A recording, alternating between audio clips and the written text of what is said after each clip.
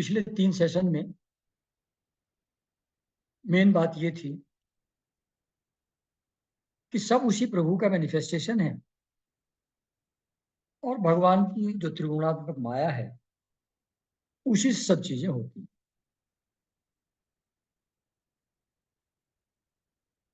लेकिन फिर भी जैसे रोशनी थोड़ा कम हो, कहीं रस्सी पड़ी हुई है, लाइट कम है, अपने इनर फियर के कारण से उस रस्सी में सांप का भ्रम कभी कभी हो जाता है किसी को। तो वो सांप का भ्रम है, सांप तो वहां है नहीं। जब सांप है ही नहीं तो उसको भगाने का या मारने का तो सवाल ही पैदा नहीं होता। किसी तरीके से समझ में आ जाए कि ये सांप नहीं है, रस्सी है, तो कुछ करने की जरूरत नहीं है। सांप को भगाना नहीं है, सांप को मारना नहीं है ही नहीं, तो करेंगे क्या? तो भगवान कपिल, अष्टावक्र, जय कृष्णमूर्ति, इनके जैसे जो ज्ञानी हैं, और निसर्गदत्त महाराज, रमण महर्षि, ये सब लोग ज्ञानी हैं, ज्ञान योग वाले हैं, सांख्य योग वाले हैं। तो ये लोग कहते हैं कि जब शरीर या देह है ही नहीं, आभास मात्र है तो सिर्फ ब्रह्म या परमात्मा। जब देह है ही नहीं, एक भ्रांति है, स्वप्न देह के समान असत्य है, तो फिर कहाँ, जब वही नहीं है तो कहाँ उसकी जन्म, कहाँ उसकी मृत्यु, कहाँ उसका कर्म, कहाँ उसका प्रारब्ध, कहाँ बंधन और कहाँ सुख दुख? कुछ भी नहीं है। जब बंधन और सुख दुख है ही नहीं, सिर्फ आभास है, तो इससे छूटने के लिए कुछ करने की कैसे आवश्यकता हो? तो जय कृष्णमूर्ति कहते हैं कि किसी गुरु की, किसी साधना की कोई आवश्यकता नहीं है, ऐसा जय कृष्णमूर्ति कहते हैं। इतना जान लेना कि बंधन है ही नहीं। You know that you are free, that's all. You are free, nothing binds you.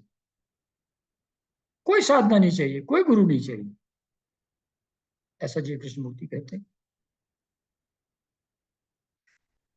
ऐसा ही बाकी लोग भी कहते हैं कि कोई एग्जिस्टेंस है नहीं, देह की, प्रारब्ध की, कर्म की कुछ नहीं है, स्वप्न की तरह ये संसार दिखता है।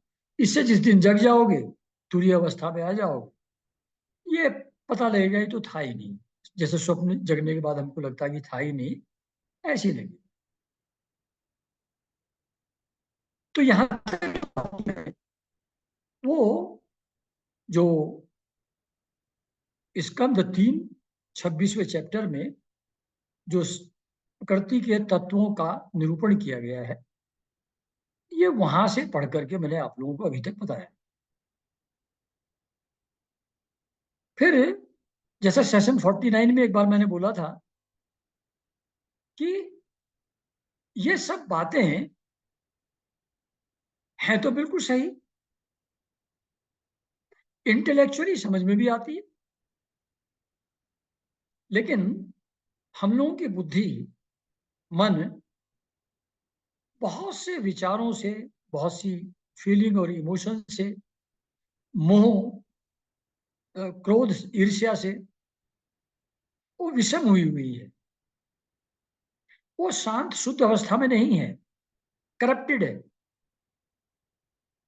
बिकॉज ऑफ दैट ये बात कि सब वही हैं, वही सब कर रहे हैं गुण, ये बात हल्की से समझ में आती है और तुरंत गायब हो जाती है, वो ठहरती नहीं। कर्तृत्व अभिमान तुरंत वापस आ जाता है। हमारे किया बिना कैसे होगा, ये तुरंत बात वापस आ जाती है। शरीर में पीड़ा होती है तो पता लगता है कि अरे मरे, क्या बुरी हालत होगी, मैं तो बर्बाद हो गया। एकदम भूल जाते हैं सब कुछ। तो क्षणिक समझ आती है हमको, क्योंकि बुद्धि और मन विषम अवस्था में है, वो शांत अवस्था में नहीं है। तो एक बिजली की चमक जैसे पहाड़ पर होती है,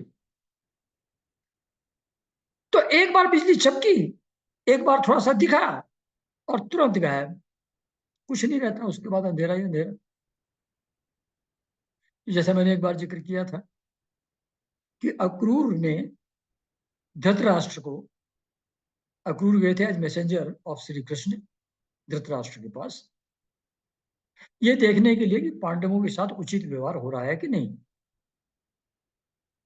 जब देखा कि उचित व्यवहार नहीं हो रहा है, तो अक्रूर जी ने उनको समझाया कि आप तो अपना लोक परलोक यश सब खत्म कर दे रहे हैं, आप तो नर्क में जाएंगे। आप शक्तिशाली हैं, सामर्थ्यवान हैं, आप अपनी विल पावर को एक्सर्ट करिए, अपनी बुद्धि को लगाइए, अपने मोह को रोकिए और पांडवों के बच्चों के लिए समता का व्यवहार करिए। तो धृतराष्ट्र कहते हैं कि आपकी बातें तो बिल्कुल सही हैं, अमृतवाणी है आपकी, और मैं बड़ा आनंदित हो रहा हूं आपकी बात सुनकर के, लेकिन मेरी बुद्धि मोह से विषम अवस्था में है, तो आपकी बात उसमें ठहरती नहीं। अब वो तो आए ही हैं धरती का भार उतारने के लिए, भगवान कृष्ण, जैसी उनकी इच्छा होगी वैसा होगा। मतलब पल्ला झाड़ लिया उन्होंने कि मैं कुछ चेंज नहीं कर सकता, अब जो होना होगा हो जाएगा, but I will continue doing the way I have been doing till now. ऐसी वासुदेव और देवकी जब कृष्ण भगवान पैदा हुए, तो वो उन्होंने अपना चतुर्भुज रूप प्रकट किया, देखा वासुदेव और देवकी ने। फिर वो उन्होंने अपनी माया फैलाई, भगवान कृष्ण ने बच्चे का रूप वापस धारण कर लिया, और वो फिर उसको बच्चा ही समझने लगे, अच्छी तरह देख करके, जानते हुए कि ये भगवान है, ये जानते हुए कि इनका अवतार क्यों हो रहा है, तब भी भगवान की माया ऐसी है, मोह ममता ऐसी है, फिर भूल जाते हैं। और जब 11-12 साल के हो गए कृष्ण भगवान, और वहां अखाड़े में उनको बुलाया गया लड़ने के लिए कुश्ती, तो बड़ी चिंता हुई वासुदेव जी को और देवकी जी को कि मेरे बेचारे ऐसे कोमल सुकुमार बच्चे और इतने पहलवान, जिनकी जो वज्र के समान कठोर जिनका शरीर है, उनके साथ इन बच्चों को लड़ाने के काम कर रहे हैं लोग, तो क्या होगा मेरे बच्चे का। माया का, मोह का ऐसा प्रभाव कि जानते हुए भी तुरंत भूल जाते हैं। ऐसी यशोदा जी को शिकायत किया किसी ने कि अब कृष्ण मिट्टी खा रहे हैं, तो उनका क्यों, मिट्टी क्यों खाया तुमने। कृष्ण ने कहा नहीं, मैंने तो नहीं खाया। कहे सब कह रहे हैं, लोग झूठ बोल रहे हैं, मेरा मुंह खोल कर आप देख लीजिए, मिट्टी है क्या। तो मुंह खोला कृष्ण भगवान ने, छोटे बच्चे थे, 1-2 साल 2-3 साल के रहे होंगे। तो देखा पूरा विश्व, सब ग्रह नक्षत्र तारे, सारे देवी देवता, सब कुछ जीव जंतु, सब कुछ उसके, उनके मुंह के अंदर दिख रहा। अचानक अचंभित होगी क्या हुआ। फिर सोचा, आंख बंद कर ली उन्होंने देख करके, और फिर सोचा अरे कुछ गलत आभास मेरी आंखों ने दे दिया होगा, और उस बात को एकदम भूल गई कि संपूर्ण विश्व उनके मुंह में दिख रहा था, और उनकी अद्भुत पहले कुछ कार्य हो भी चुके थे जो साधारण बच्चा नहीं कर सकता, जैसे पूतना को मार डाला और दूसरी चीजें भी हुई थी। लेकिन विषम बुद्धि, मोह के द्वारा ग्रसित बुद्धि, में ये बातें ठहरती। और फिर वही जो काम क्रोध मद लोभ भय मन के जो नॉर्मल एट्रीब्यूट्स हैं, दे कम इन टू प्ले। अब फिर ये सभी भगवान है, सभी ये है और सब प्रकृति कर रही है, ये सारी बातें आदमी भूल जाता और फिर उसी रेगुलर कर्म प्रारब्ध दुख के चक्कर में फिर से पड़ जाता है। तो यहां तक की जो बात थी ये भागवत के चैप्टर 3:26 की थी। इसके बाद प्रश्न ये पैदा होता है कि अगर हमारी बुद्धि मन इस बात को ग्रहण करने में सक्षम नहीं है, उसको इंटरनलाइज करने में सक्षम नहीं है कि सभी कुछ भगवान का ही मैनिफेस्टेशन, वो एक ही अलग अलग रूपों में है और उनकी प्रकृति ही माया ही, त्रिगुणात्मक माया सब कुछ खेल खेल रही है। ये बात अगर इंटरनलाइज नहीं होती और हमको ये जगत बिल्कुल सत्य और सब चीजें अलग अलग और गुण दोष उनके अंदर सब कुछ दिखाई पड़ता है, तो what is the way forward for us? क्योंकि ये बात तो हमारे काम आई नहीं, इससे तो ज्ञान हमको हुआ नहीं।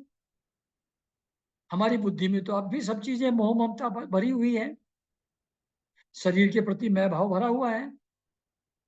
तो ऐसी स्थिति में हम क्या करें? तो ये चीज भागवत में इस जगह नहीं लिखी, लेकिन क्वेश्चन इंपॉर्टेंट है। ये फर्स्ट पार्ट को मीनिंगफुल तभी होगा जब हम ये भी समझें कि मोह माया से ग्रस्त जो बुद्धि है उसके लिए what is the way forward, वो कैसे आगे अपने जीवन यापन करे, उसमें क्या अप्रोच रखे। ये इंपॉर्टेंट बात है समझने की। कर्तव्य बोध है, मैं भाव है, तो उस अवस्था में मैं क्या करूं, ये जानने की आवश्यकता है। तो इस बात को अब इस जगह नहीं लिखी है भागवत में, अलग अलग जगहों पर लिखी हुई है छोटी छोटी चीजें। तो उनको सबको एक साथ ला करके बताने का मैंने प्रयास किया है। Let me see how successful I am in that, है ना।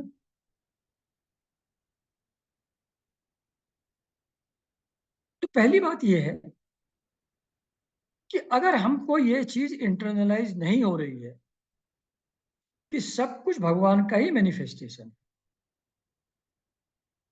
सब कुछ वही है, सब उन्हीं का खेल है, अगर हम ये नहीं इंटरनलाइज कर पा रहे हैं, तो क्या हमारे लिए सांख्य योग बेकार है? क्या हमारे लिए सांख्य योग का कोई उपयोग नहीं है? ये प्रश्न पैदा होता है। तो फैक्ट ये है कि इंटेलेक्चुअल अंडरस्टैंडिंग भी कि सब वही है, ये अंडरस्टैंडिंग भी गुण दोष और राग द्वेष की जो पकड़ है बाहर के चीजों में, बाहर की चीजों में अच्छाई बुराई देखना, उसके कारण से आसक्ति या द्वेष भाव रखना, राग द्वेष करना, इसकी पकड़ को थोड़ा लूजन करती है, थोड़ा कम करती है इंटेलेक्चुअल अंडरस्टैंडिंग भी। और ये भाव कि सब वही है, धीरे धीरे इसकी समझ भी विद टाइम बढ़ती जाती है।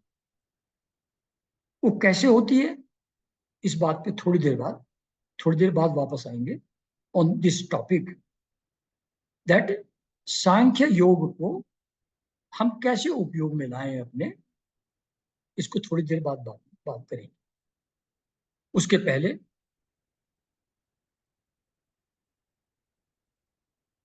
ये सब वही है, ये संसार आभास मात्र है, यह है ही नहीं।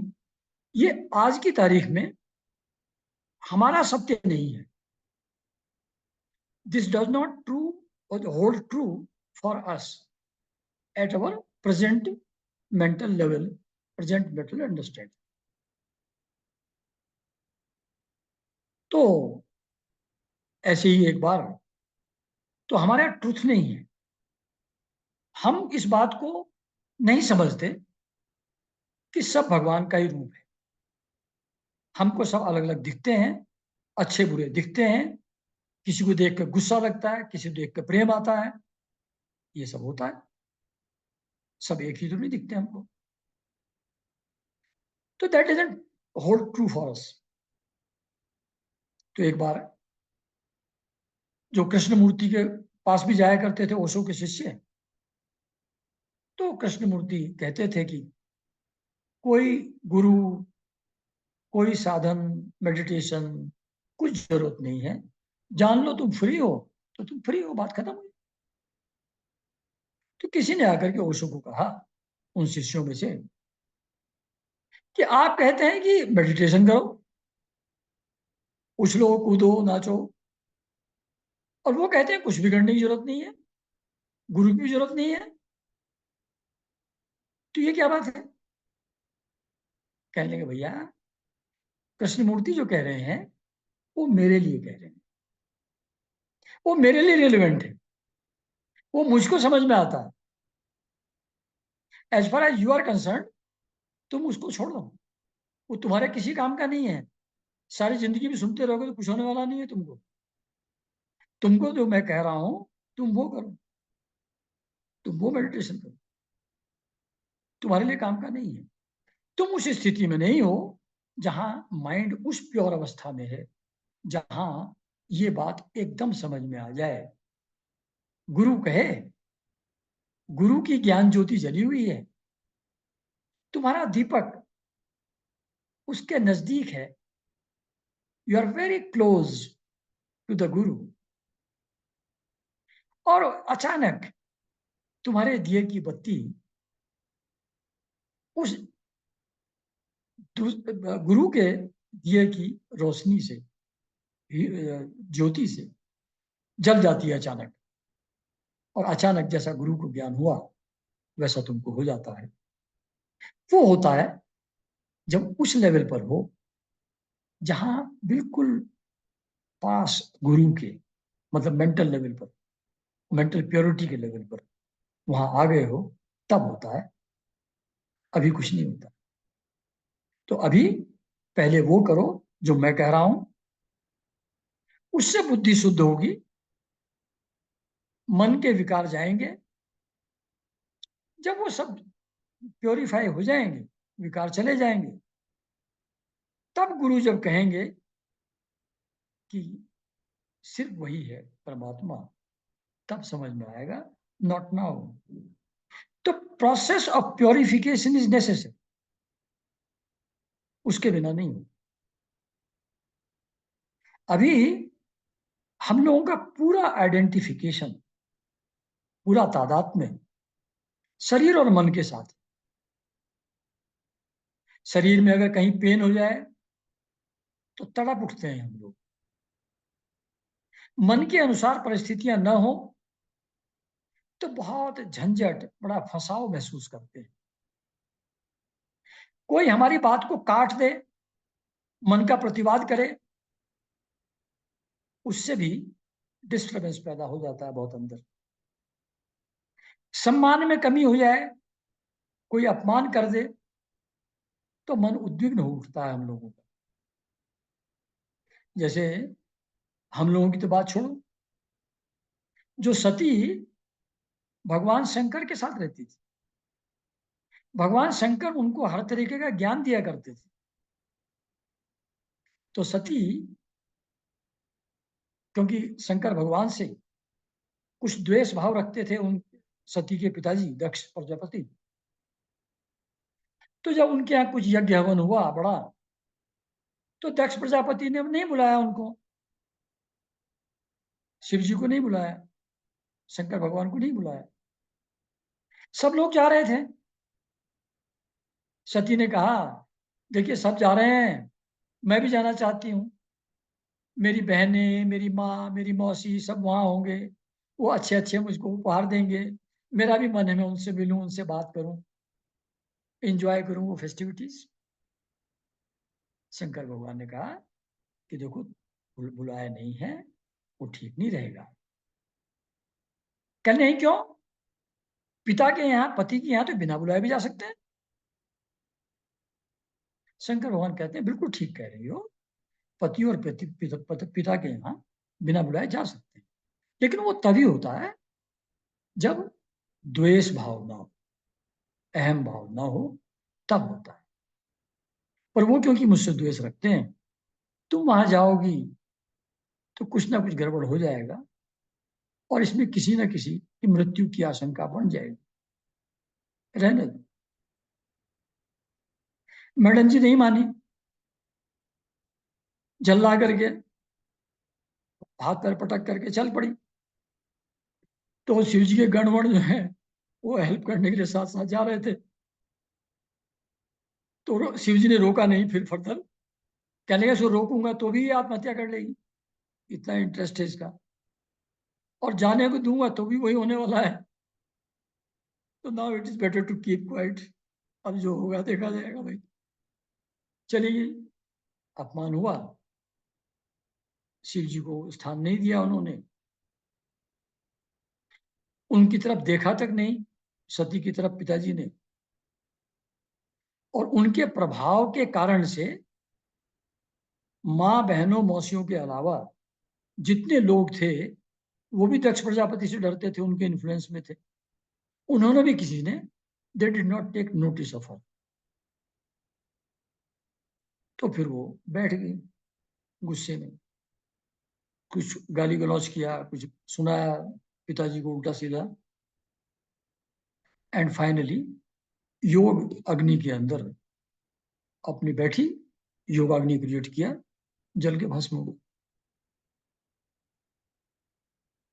तो ऐसा अपमान से इतना उद्विग्न होता है हमारा मन।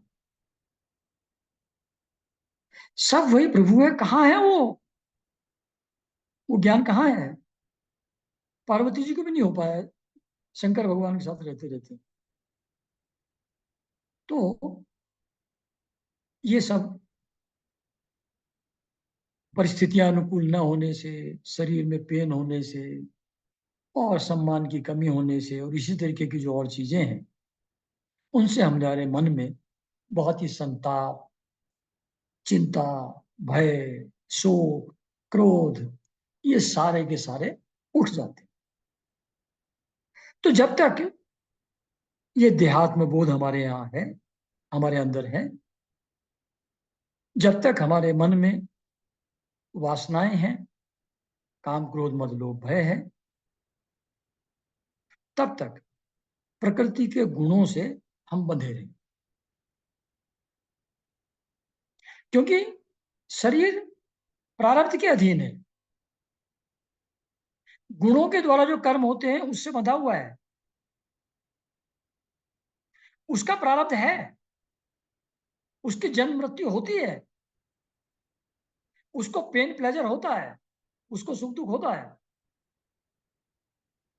लेकिन क्योंकि हम उसके साथ आइडेंटिफाइड हैं, तादाद में हमारा उसके साथ है, तो वो जन्म मृत्यु सुख दुख हमको शरीर और मन का नहीं लगता। वो सुख दुख, वो जन्म मृत्यु अपना लगता है। तो फिर जो शरीर के प्रारब्ध के हिसाब से सुख दुख हो रहा है, वो सारा सुख दुख मुझको ही हो रहा है। यही हमारी, यही हमारा अनुभव है, यही हमारी रियलिटी है at this point of time. हमको हर चीज में गुण और दोष दिखाई पड़ते हैं।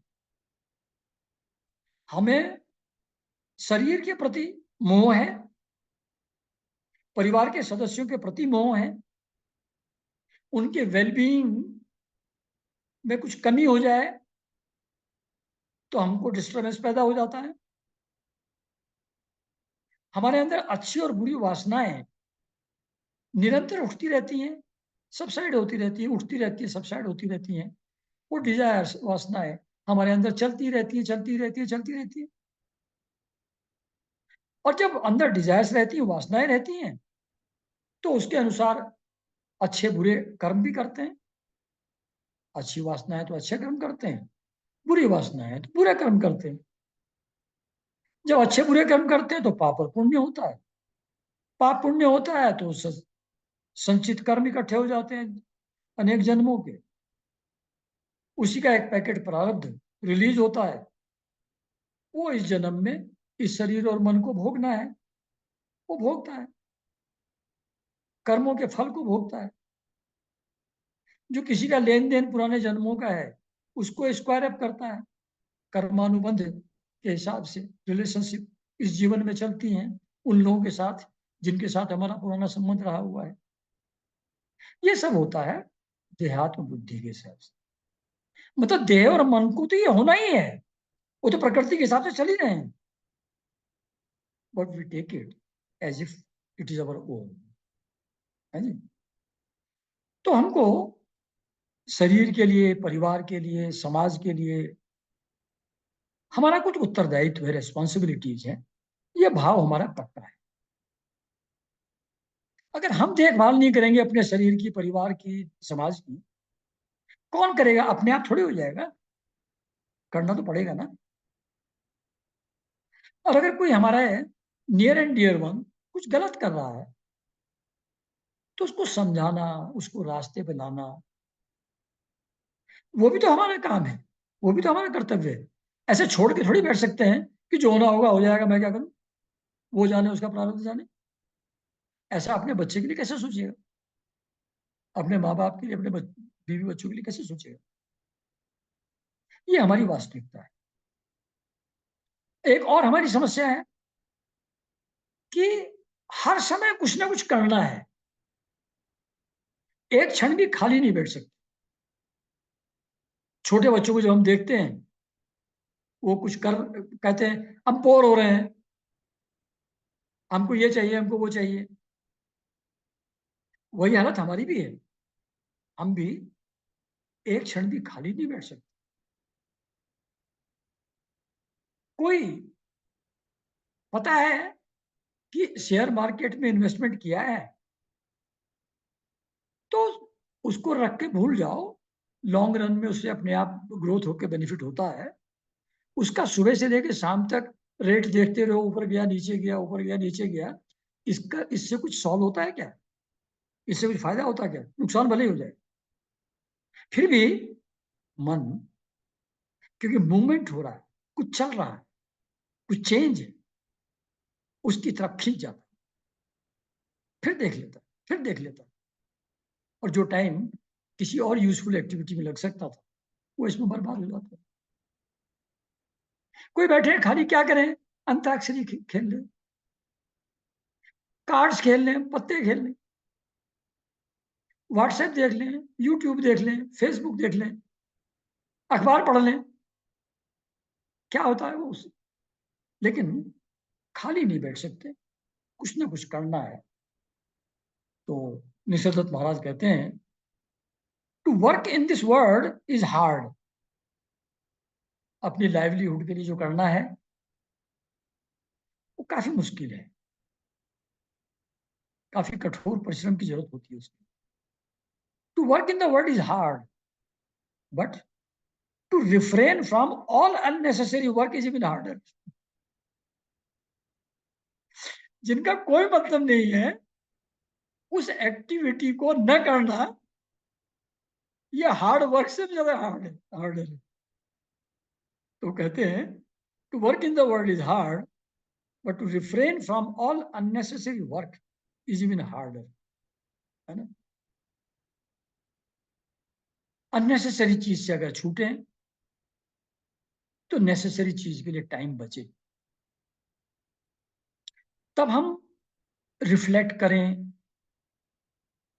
क्या करना उचित है, अनुचित है, उसके बारे में सोचें। उसको जो करने की आवश्यकता है अपने इंप्रूवमेंट के लिए, उसको करें। वो तो तब करें जब फ्री हो, पर फ्री तो है ही नहीं, अननेसेसरी चीज में लगे हुए। तो टू एस्क्यू अननेसेसरी एक्टिविटी, यही ऑस्टेरिटी है, यही तपस्या है, यही आत्मसंयम है। मन बाहर व्यस्त रहेगा तो साधना कैसे होगी?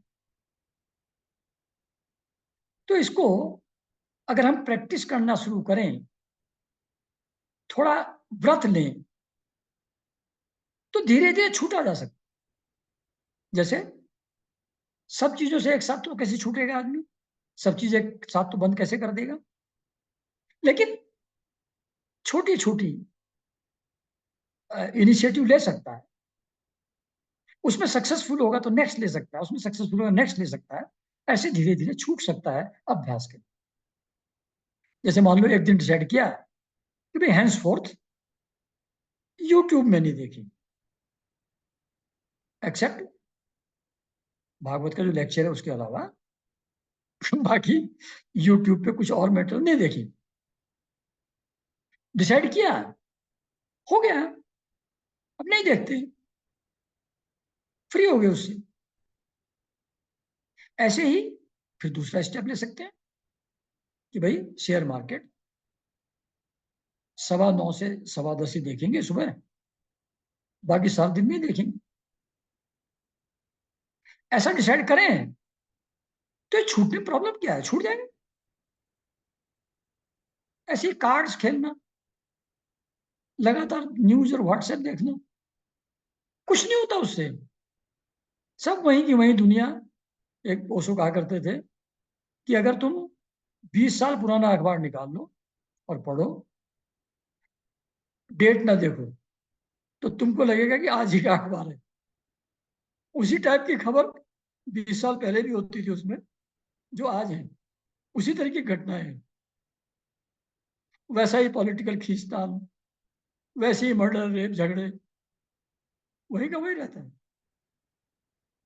बट मन किसी चीज में उलझना चाहता है, तो चाहे वो पेट रख ले घर में, चाहे ये सब एक्टिविटी, किट्टी पार्टी में जाकर के तमोला खेल ले, तो मतलब किसी न किसी चीज में वो बिजी रहेगा, खाली नहीं रह सकता। तो ये एक इंपॉर्टेंट चीज है जिसको अगर हम कॉन्शियसली अटेंशन पे करें, तो इन चीजों से, जो टाइम वेस्टर्स हैं, उनसे एक एक करके छूटा जा सकता है, पॉसिबल है। लेकिन जब तक ये नहीं हो रहा है, कर्म वासना हमारे अंदर है, कर्म जनित पाप और पुण्य हमारे अंदर हैं, उसके हिसाब से प्रारब्ध हमारा बनता रहता है, संचित कर्म बनते रहते हैं। तो ये जन्म मृत्यु का चक्र, सुख दुख आदि का अनुभव, ये होता ही रहेगा, होता ही रहेगा। ऐसे ही जीवन चलता रहेगा जैसे चल रहा है। हम अभी यहाँ हैं। जो आज की परिस्थितियां हैं वो एक स्वप्न की तरह चल रही है।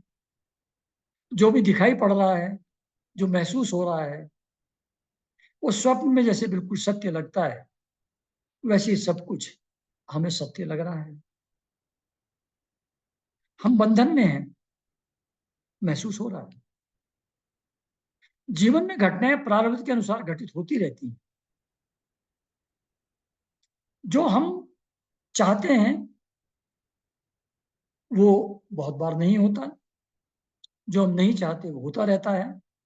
वो पुराने जन्मों के कर्मों का प्रारब्ध है, उसके हिसाब से चलता रहता है। सांसारिक जीवन में हम लोग सुख पाने के लिए, दुख से बचने के लिए अपने आप को रिस्पॉन्सिबल समझते हैं। उसके लिए हर संभव प्रयत्न भी करने की कोशिश करते रहते हैं। तो ये जो सेंस ऑफ रिस्पॉन्सिबिलिटी है कि हम अपने परिवार के लिए, अपने शरीर के लिए, अपने समाज के लिए रिस्पॉन्सिबल हैं, अपनी लाइवलीहुड के लिए रिस्पॉन्सिबल हैं। मन हो या ना हो, उसके लिए कार्य हमको करना है। ये जो सेंस ऑफ रिस्पॉन्सिबिलिटी हमारा एक्सटर्नल वर्ल्ड में है, उसी सेंस ऑफ रिस्पॉन्सिबिलिटी को हमको अपने आध्यात्मिक विकास के लिए भी यूज करना है। जो एफर्ट हम वर्ल्डली चीजों के लिए करते हैं, उसके लिए रिस्पॉन्सिबल समझते हैं अपने आप को, तो अपने आध्यात्मिक उन्नति के लिए भी हमको अपने को आपको रिस्पॉन्सिबल समझना है। जैसे हम ये नहीं मानते कि बाहर की चीजें जो होनी होंगी अपने आप हो जाएंगी, ऐसे ही आध्यात्मिक विकास भी जब होना होगा अपने आप हो जाएगा, ऐसा नहीं मानना है। उसको करना है, डबल स्टैंडर्ड नहीं रखना है, एक ही स्टैंडर्ड रखना है।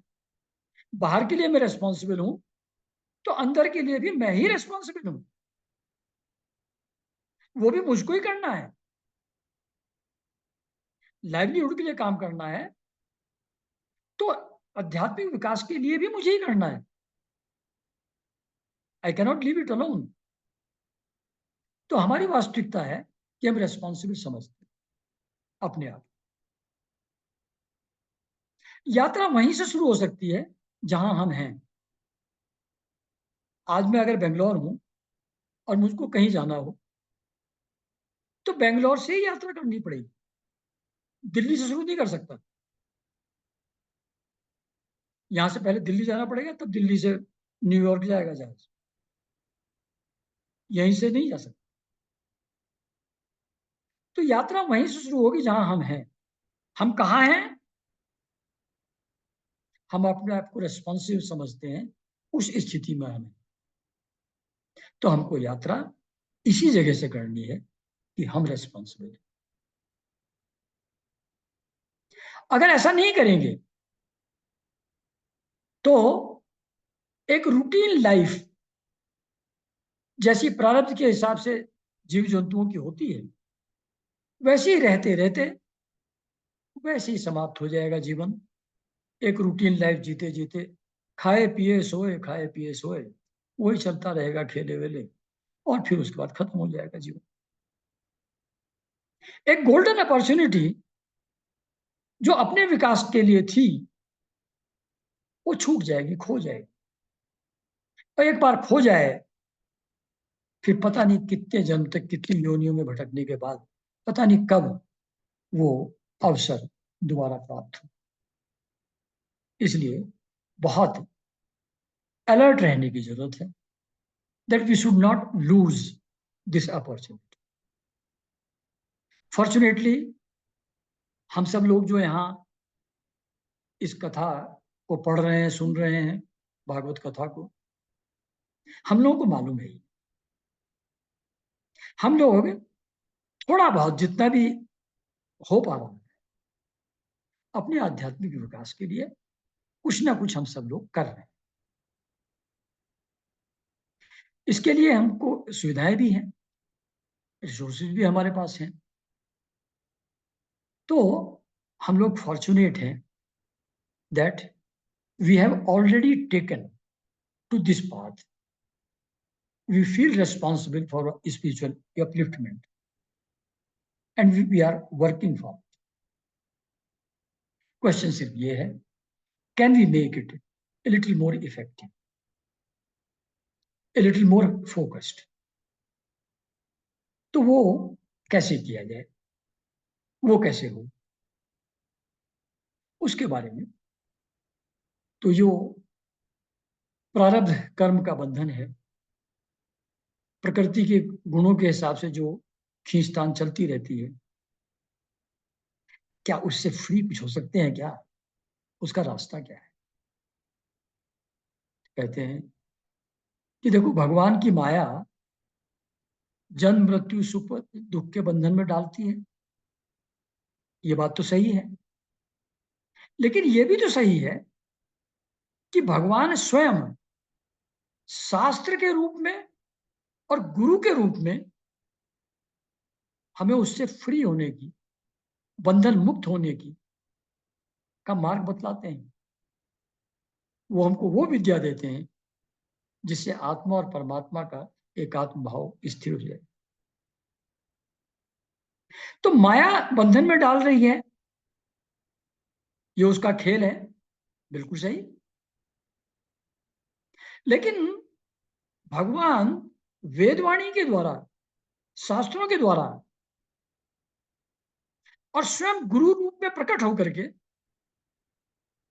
हम लोगों को रास्ता भी तो बता रहे हैं, हमको अपनी लाइफ कैसे डील करनी चाहिए, लीड करनी चाहिए, ये भी तो बता रहे हैं। तो why do we only pay attention to the former, जो अविद्या के कारण से बंधन है, why not pay at least equal attention to what shastras से, what guru says, and to act on that. अगर हम शास्त्र की और गुरु की बात को मान करके उसके हिसाब से अपना आचरण करेंगे तो अवश्य बंधन से मुक्त हो जाएंगे।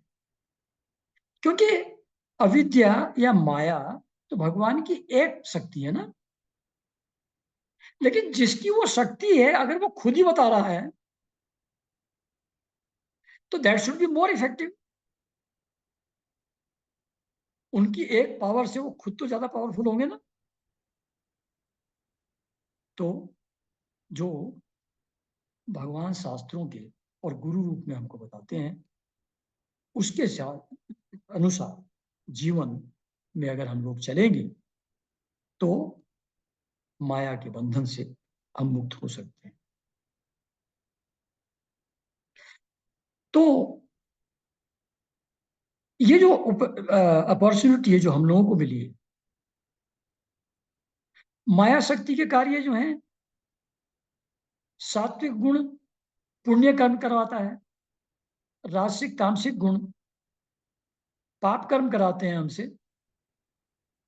दोनों टाइप के कर्म अनेक जन्मों से हम लोग करते चले आते। जब बहुत जन्मों के पुण्य कर्म फलित होते हैं तो अध्यात्म के बारे में जानने की इच्छा हमारे अंदर पैदा हो। जैसे अगर आप इफ यू लुक अराउंड, जितने लोग हैं हम लोगों के आसपास चारों तरफ, कितने लोगों का इंटरेस्ट है अध्यात्म के बारे में जानने में? बहुत कम लोग हैं। उनके पुण्य कर्म अभी उतने नहीं हैं कि उनकी जिज्ञासा इस तरफ चले। अभी वो सोलली प्रारब्ध के अधीन पशुओं की तरह एक रूटीन लाइफ जी रहे हैं। हम लोगों को कुछ पुण्य कर्म हम लोगों के पुराने जन्मों के हैं जिसके कारण से अध्यात्म में हमारी रुचि हुई, अध्यात्म के बारे में जानने की इच्छा हमारे अंदर पैदा हुई, शास्त्रों के पठन और श्रवण में हमारी रुचि हुई।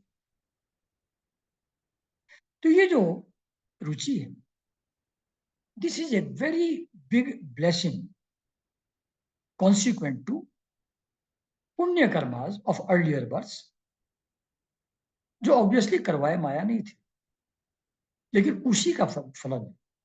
क्योंकि देखो जहां माया शक्ति के कार्य की बात की थी पाप और पुण्य की, वहां लिखा था कि बंधन और मोक्ष का कारण माया है। तो सिर्फ बंधन का कारण नहीं है, मोक्ष का कारण भी है। तो वो सत्व गुण के द्वारा पुण्य कर्म करा करके अध्यात्म में रुचि क्रिएट करके शास्त्रों के पठन श्रवण में रुचि पैदा करके वो हमको उस रास्ते पर ले जाने का भी प्रयास करती है। तो हम सभी लोग एक जो थ्रेशोल्ड लेवल है जो हमको आध्यात्मिक मार्ग पर आगे ले जा सकता है, वो सत्व गुण का वो थ्रेशोल्ड लेवल हम सब लोगों के अंदर विद्यमान। अगर ना होता तो हम यहाँ बैठ करके न इसको बोल रहे होते और ना हम इसको सुन रहे होते। तो we are ready to take off. हम टेक ऑफ के लिए इक्विप्ड हैं अच्छी तरह। वो पुण्य कर्म उतने हमारे हैं। तो सभी लोग जो भी इसमें रुचि ले रहे हैं, दे आर ब्लेस्ड। उनके पुण्य कर्म के फलस्वरूप ये अपॉर्चुनिटी आई है, ये अवसर हम लोगों के जीवन में आया और ये रेयर है। बहुत कम लोग रुचि लेते हैं इसमें। तो वी आर रियली ब्लेस्ड।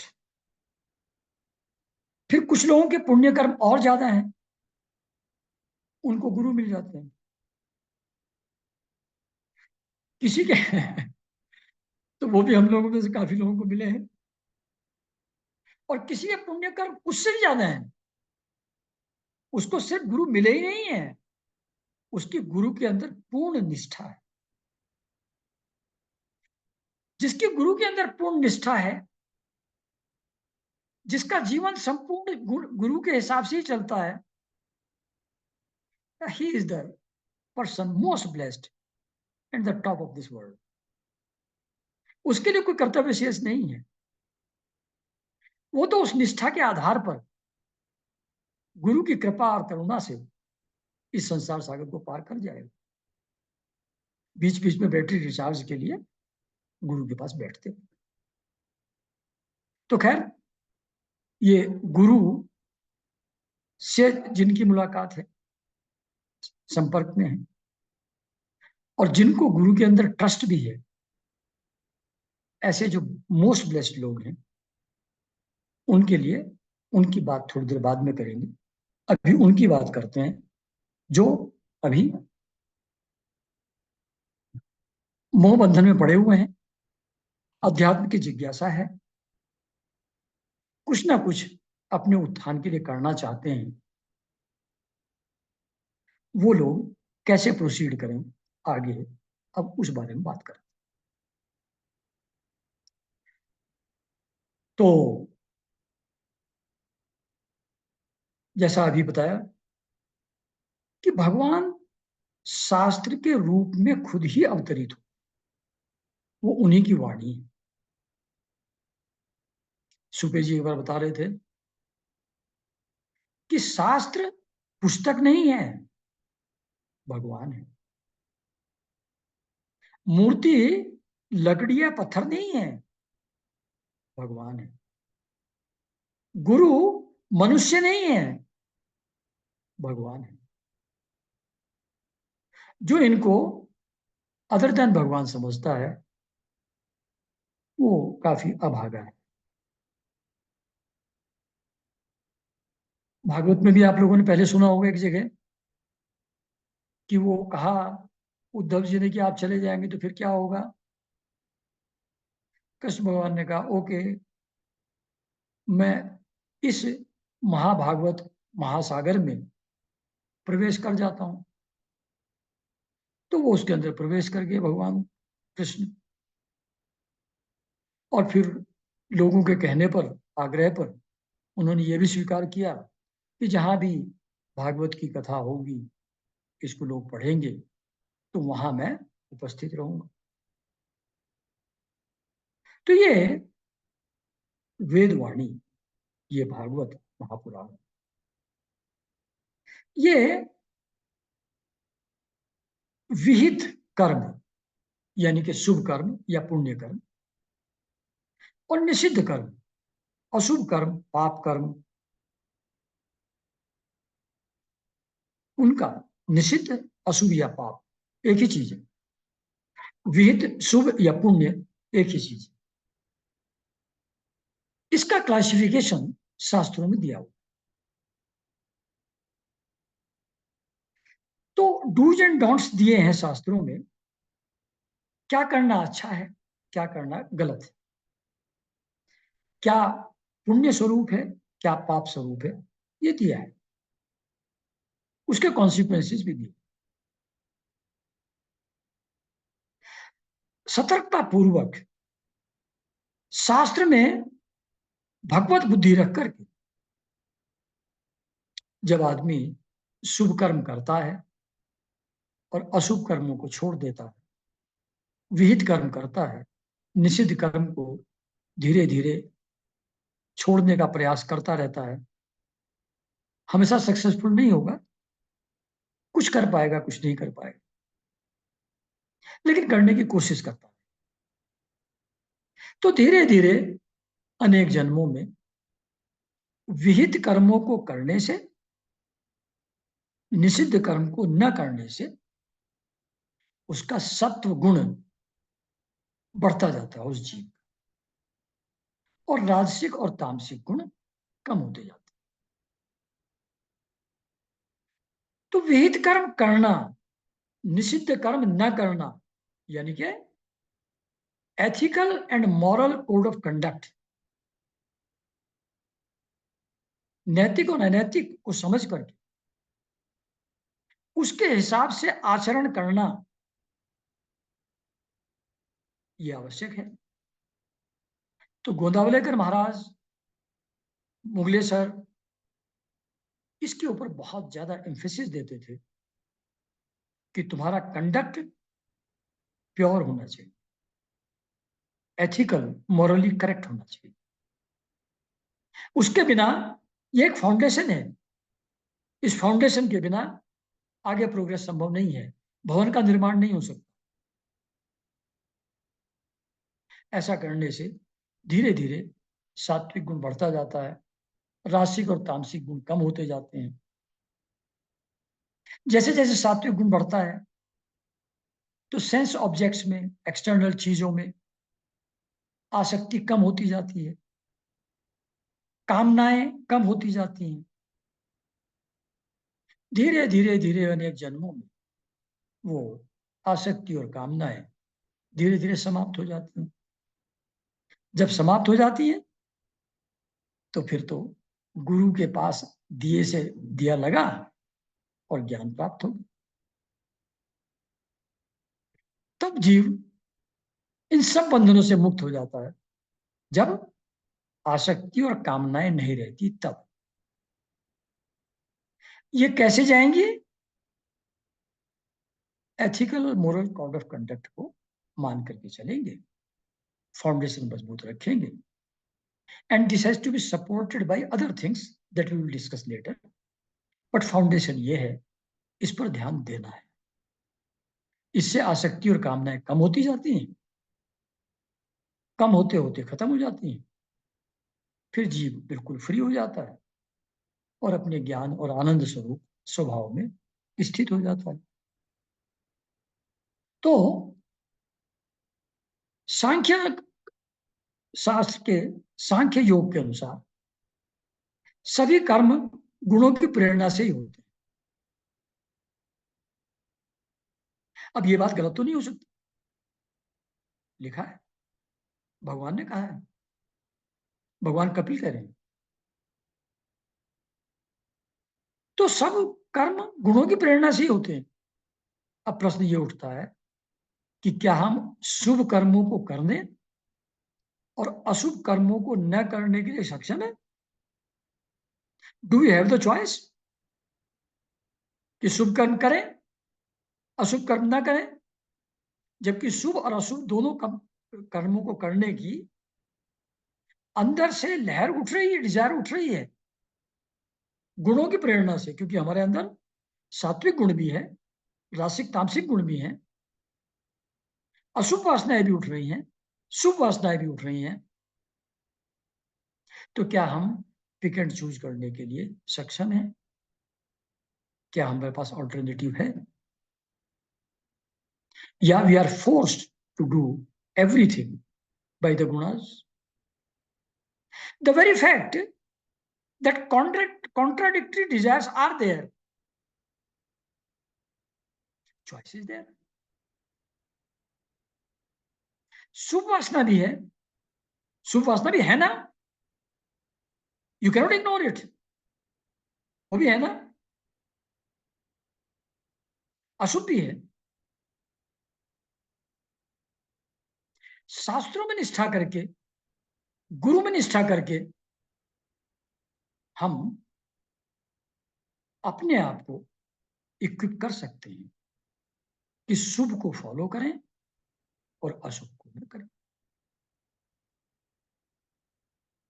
एक बात और, शास्त्रों के अनुसार मनुष्य योनि कर्म योनि है, बाकी सब योनियां भोग योनि है। क्या डिस्टिंक्शन है? एक कर्म योनि है, दूसरी बाकी सब भोग योनि है, इनका अंतर क्या हुआ? भोग योनि यानी कि प्रारब्ध के हिसाब से ही सब कुछ होगा, गुणों से सब कुछ होगा। जीव पूरी तरह इंस्टिंक्ट्स के अधीन है, गुणों और इंस्टिंक्ट्स के अधीन है। बिच्छू है, सांप है, शेर है, गाय है, they have to act only in that particular manner. They have no option. शुभ और अशुभ कर्म की अलग अलग वासनाएं नहीं है, एक ही उठता है, एंड दैट इज इनेक्टेड। ये भोग योनि है, जहां जो भी हमारे अच्छे बुरे कर्म हैं उनका कॉन्सिक्वेंस सिर्फ भोगना है। स्वर्ग चले गए तो वहां के जो भोग हैं बस उनको भोगोगे, कर्म करने की स्वतंत्रता वहां नहीं है। पशु योनि में चले गए, जो भी फूड, सेक्स, प्रोक्रिएशन, वो सब करेंगे नॉर्मल कोर्स में, वैसे ही खत्म हो जाएंगे।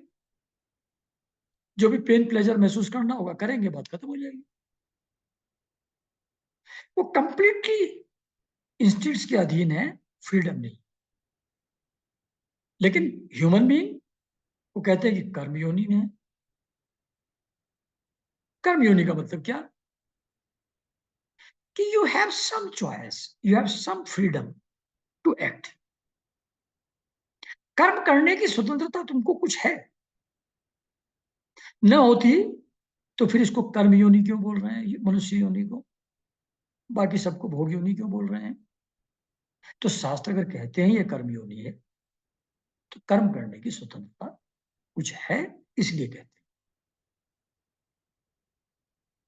तो ये मनुष्य शरीर, मनुष्य योनि, जिसमें हम कुछ कर्म करने की कुछ हद तक स्वतंत्रता हमको है,